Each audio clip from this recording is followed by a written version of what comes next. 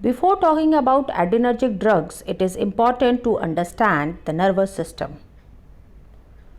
The nervous system is a complex network of nerves and cells that transmit signals between different parts of the body. It can be broadly classified into two main parts: the central nervous system, that is CNS, and the peripheral nervous system, that is the PNS. Each of these is further subdivided based on their functions and structures. The central nervous system is the control center of the body and consists of two main structures. The brain is the measure organ of the CNS responsible for interpreting sensory information, processing thoughts, memories, and emotions, and directing responses. It includes several parts such as cerebrum, cerebellum, and brainstem. The spinal cord is a long, thin structure that extends from the brain down the vertebral column. It transmits signals between the brain and rest of the body and is involved in reflex action. The peripheral nervous system connects the CNS to the limbs and the organs and is further subdivided into the somatic nervous system and the autonomic nervous system. The somatic nervous system controls voluntary movements by innervating skeletal muscles. It also relays sensory information to the CNS from sensory receptors. The autonomic nervous system regulates involuntary functions such as heart rate, digestion, respiratory rate, pupillary response, urination, and sexual arousal. It is further subdivided into the sympathetic nervous system and the parasympathetic nervous system. The somatic and autonomic nervous systems are the two main components of the peripheral nervous system, each with distinct functions and characteristics. Now let's discuss some key differences between them. As we have already talked about function, the somatic nervous system is responsible for voluntary movements. It controls the skeletal muscles, enabling conscious movement and activities such as walking, writing, and talking. It also relays sensory information such as touch, pain, temperature from the skin, muscles, and joints to the central nervous system. If we talk about autonomic nervous system, then it regulates the involuntary body functions such as heart rate, blood pressure, digestion, respiratory rate, and glandular secretion. These processes occurs without conscious effort. The ANS is further divided into the sympathetic, parasympathetic, and enteric nervous system, each with specific roles in maintaining homeostasis and responding to stress. If we talk about structure, then there is a single neuron pathway from the CNS to the target muscle involves a single motor neuron. The cell body of this motor neuron is located in the CNS and its axon extends directly to the skeletal muscle in the case of somatic nervous system. If we talk about motor neurons, then these neurons release acetylcholine at the neuromuscular junction to stimulate muscle contraction. In case of autonomic nervous system, there is two neuron pathway.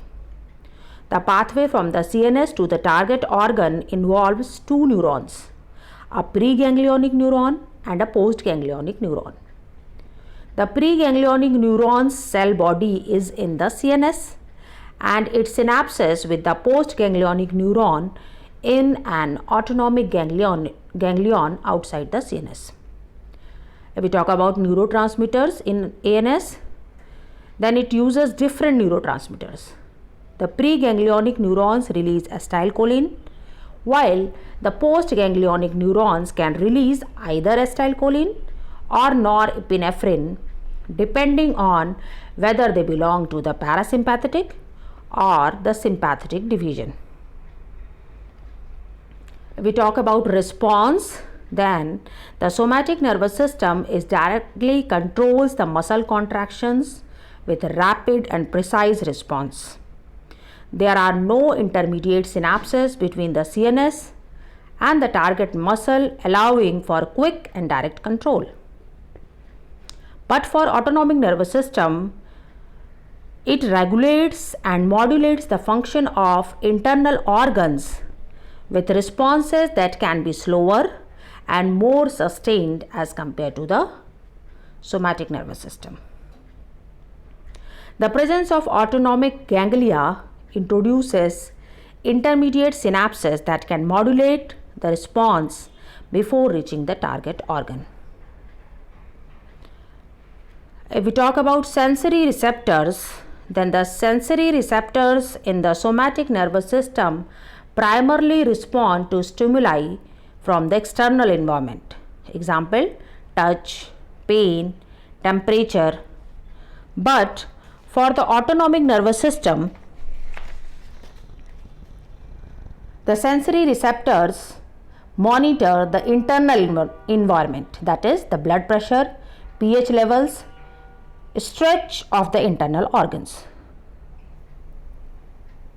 So this is the summary of the differences between the somatic nervous system and the autonomic nervous system. These distinctions highlight the complementary roles of the somatic and the autonomic nervous systems in maintaining overall body function and homeostasis. The sympathetic and parasympathetic systems are the two divisions of the autonomic nervous system, each with distinct roles in regulating involuntary body functions. The sympathetic nervous system, often referred to as the fight or flight system, it prepares the body for stressful or emergency situations by increasing heart rate, dilating pupils, and inhibiting digestion. The parasympathetic nervous system, known as rest and digest system, it conserves energy by slowing the heart rate, increasing intestinal and gland activity, and relaxing sphincter muscles. The enteric nervous system, sometimes considered as a part of ANS, it governs the function of gastrointestinal system. The sympathetic nervous system prepares the body for a stressful or emergency situation. It activates bodily functions and supports physical exertion and alertness. It increases heart rate, dilates pupils, inhibits digestion, stimulates the release of glucose from the liver, and relaxes the bladder. The parasympathetic nervous system promotes relaxation and recovery. It conserves energy by slowing down bodily functions and facilitating digestion and other maintenance activities. It decreases heart rate, constricts pupils, stimulates digestion, promotes glycogen storage in the liver, and contracts the bladder. If we talk about differences in case of anatomy, then the sympathetic nervous system originates in the preganglionic neurons in the thoracic and lumbar region of the spinal cord, that is thoracolumbar outflow. In case of ganglia location, the sympathetic ganglia are located close to the spinal cord in the sympathetic trunk, that is the paravertebral ganglia, or in prevertebral ganglia. For parasympathetic nervous system, the preganglionic neurons originate in the brainstem and the sacral region of the spinal cord, that is the craniosacral outflow. And in case of ganglia location, the presympathetic ganglia are located close to or within the walls of the target organs. Terminal or intramural ganglia is present in the parasympathetic nervous system. If we talk about neurotransmitters, the sympathetic nervous system releases acetylcholine at preganglionic neurons. And at postganglionic neurons, it primarily releases norepinephrine with some exceptions. For example, sweat gland release acetylcholine. In case of parasympathetic nervous system, the preganglionic neurons release acetylcholine and the postganglionic neurons also release acetylcholine. If we talk about physiological effects, then in case of sympathetic nervous system, the heart rate is increased and force of contraction is also increased. In case of lungs, it dilates bronchioles, increasing airflow. In case of eye, it dilates pupils, having mydriasis action to enhance vision. In case of digestive system, it inhibits the digestive activity. In case of liver, it stimulates the glucose release. And in case of bladder, it relaxes bladder wall, inhibits urination. In case of parasympathetic nervous system, the heart rate is decreased. For lungs, it constricts bronchioles, decreasing airflow. For eyes, it gives miosis action, that is, it constricts the pupils and which reduces the light entry. For the digestive system, it stimulates the digestive activities, increasing peristalsis and enzyme secretion. For liver, it promotes the glycogen storage, and for bladder, it contracts bladder wall, promoting urination. So this is the summary of the differences which are highlighting how the sympathetic and parasympathetic systems work together to maintain homeostasis, balancing the body's responses to different situations and needs.